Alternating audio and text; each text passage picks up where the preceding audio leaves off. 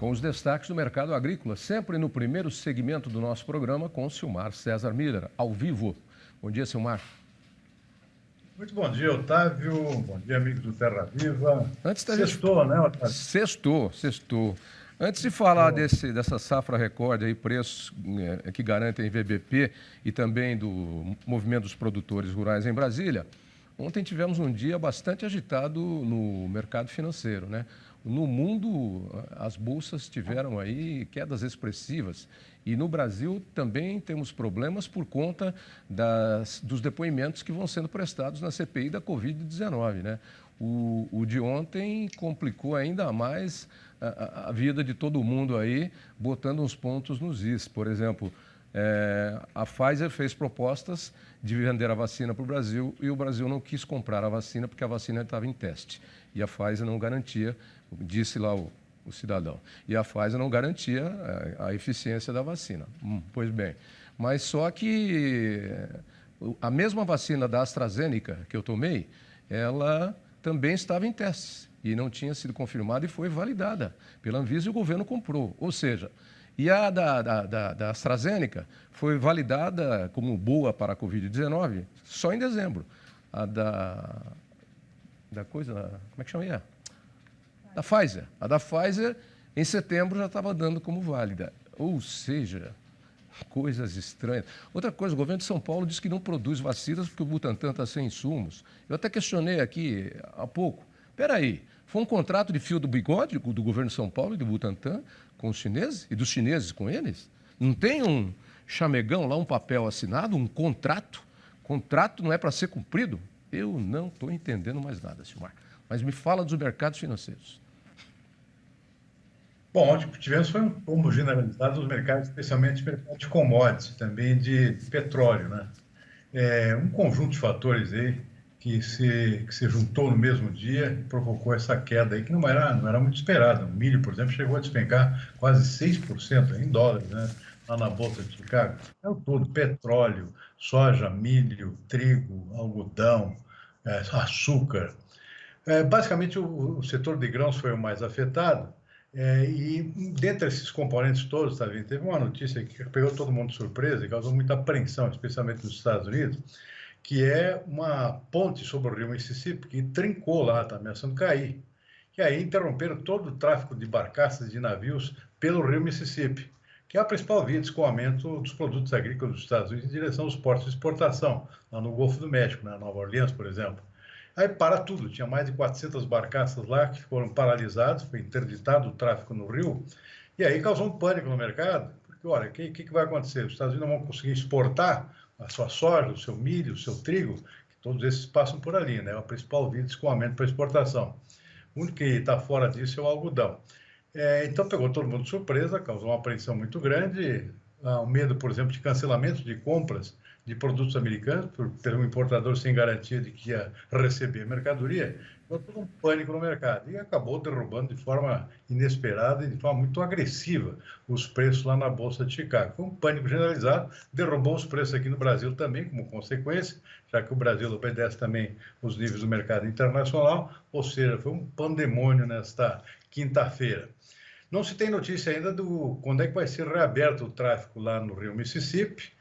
Parece que a trincagem lá nessa ponte que atravessa o rio é bastante séria, portanto tem toda uma incerteza no ar ainda. De qualquer forma, o mercado hoje já está um pouco mais calmo, buscando se recuperar um pouco, até por notícias novas aqui, que estão fazendo com que os preços voltem a subir, mas de uma forma bastante cautelosa aqui, depois desse pânico gerado no dia de ontem.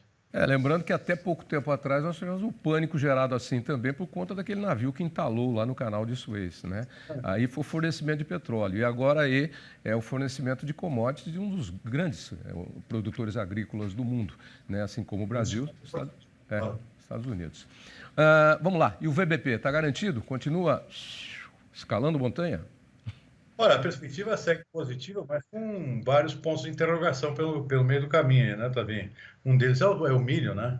O milho tinha uma expectativa de recorde de produção e de faturamento para esse ano, que é o BBP, mas está tudo agora ameaçado por falta de chuva, né? E esse problema permanece.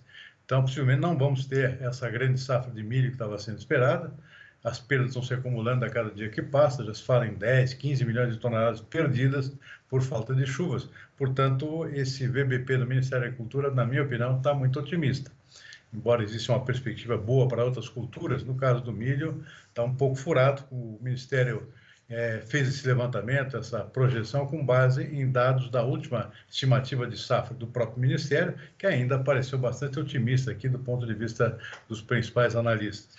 Agora, para frente aqui, a expectativa ainda segue boa para o trigo, por exemplo. O Ministério está vendo aqui um crescimento de 25% no VBP do trigo. Isso é possível porque o plantio vai aumentar muito e a perspectiva de clima para o trigo é muito boa, pelo menos até agora. Por outro lado, já temos safras consolidadas, é o caso do arroz e da soja, por exemplo. A soja está garantida, já tudo colhido, safra recorde, preço recorde, então o crescimento aqui do próprio Ministério, que está sendo projetado, é de mais de 31%. É o líder nesses vários itens que compõem essa projeção. Arroz com crescimento perto de 5%, algodão também está com uma perspectiva boa, de quase 4%, e boi, por exemplo, a pecuária de corte bovina também é um destaque na pecuária, com alta de mais de 10% que está sendo esperado. E faz sentido, porque o preço segue lá em cima, mesmo em período de entre safra, o pessoal começa a desovar um pouco mais de gado, o preço segue em alta, portanto, está mais ou menos bem encaminhado esse faturamento. Então, o ponto de interrogação realmente é o milho. De qualquer forma, a expectativa é que tenhamos ainda realmente um faturamento muito bom do nosso agronegócio neste 2021. Bom, e estamos aí há praticamente 1 ano e meio da eleição presidencial e os candidatos a candidatos vão se posicionando, né?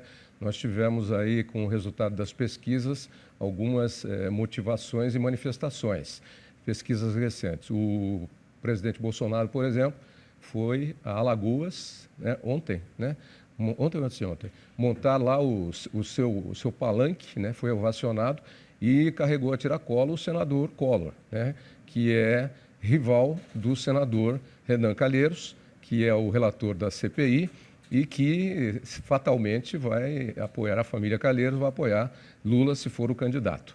Então começou a movimentação e a gente tem movimentação também para amanhã em Brasília, porque aí os agricultores e pecuaristas, o setor agrícola, o agronegócio brasileiro vai fazer a sua manifestação em Brasília para apoiar o presidente Bolsonaro, para dizer que está do lado dele.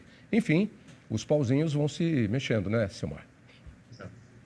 Pois é, essa manifestação é fácil de entender, esse posicionamento do setor agrícola e da pecuária em Brasília, que sempre foi um setor com guinada conservadora, isso é no mundo inteiro, né?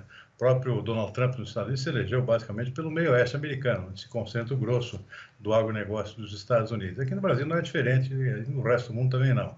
É um setor que sempre vota mais à direita, embora essa manifestação agora tenha objetivos um pouco mais diretos, digamos assim. Primeiro, o fato de que Lula está de volta aqui, pode ser candidato no ano que vem e está na frente nas pesquisas, né?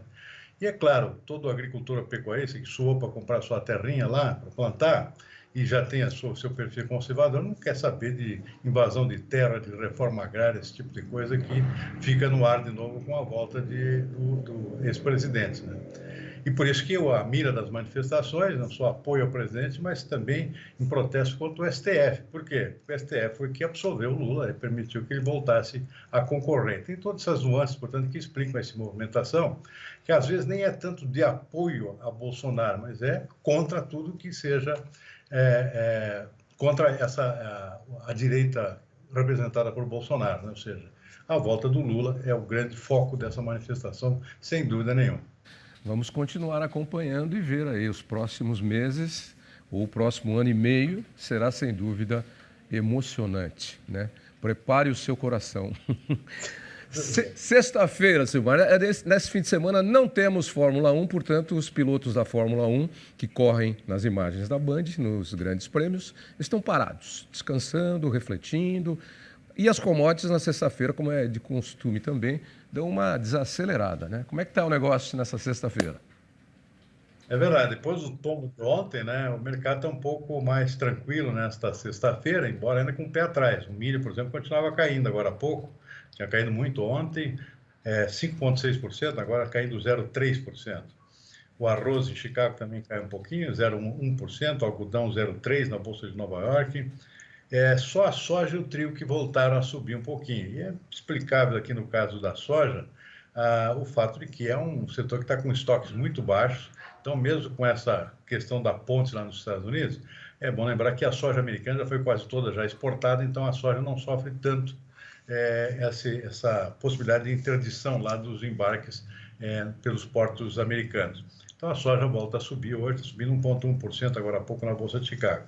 Acho que como você falou, é um comportamento mais contido nas sextas-feiras. Não tem aquelas disparadas nem para cima nem para baixo. Só fica mais tranquilo, não se posiciona com muito risco. Tem todo o fim de semana pela frente, quando tudo pode acontecer, até uma guerra, né? E aí, segunda-feira é que as coisas voltam ao normal. É coisa de sexta-feira mesmo. O pessoal já começa a pensar aí no fim de semana, a não ser que aconteça uma hecatombe, uma catástrofe. Mas também, se acontecer, vai ser na segunda-feira, como você disse. Enquanto isso, eu estou vendo ali no Band News, o ministro da Saúde, Queiroga, está ajudando lá a vacinar os nossos atletas olímpicos que vão aos Jogos Olímpicos. Muito bom, né? Ok. Bom final de Muito bom semana, também. Silmar. Até segunda. Igualmente, bom fim de semana, até segunda-feira. Abraço.